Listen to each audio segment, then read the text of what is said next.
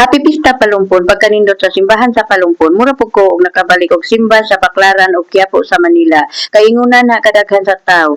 Pagkadaghan naman tao sa simbahan sa Palumpon, gikan sa kalsada, palibot ang simbahan, ug hantod sa sud.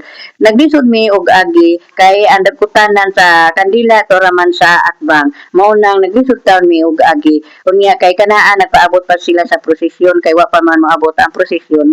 Wa na lang mi magpaabot sa misa kay layo pa nga among ulian o gabi na kaayo.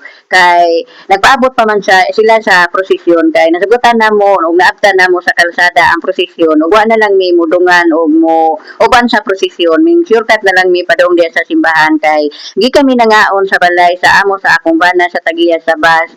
Nihapit mi diha sa simbahan na nagkot. Ug daghan day salamat Madam Judith nga imo jud mi giimbitar panihapon pagkaon diha sa inyong balay sa pista. O busog kaayo mi mag-asawa og akong anak.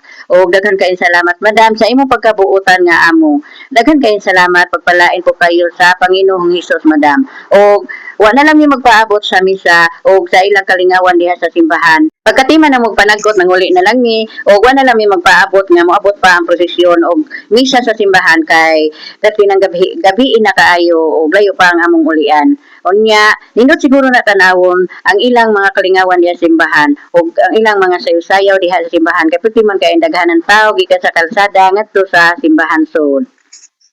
Mayo unta mo maghuwat pa sa misa sa simbahan o mutan-aw diha sa ilang kalingawan sa simbahan pero kay gabi naman kaayo og layo pa mi ulian mo nang nanguli na lang ni.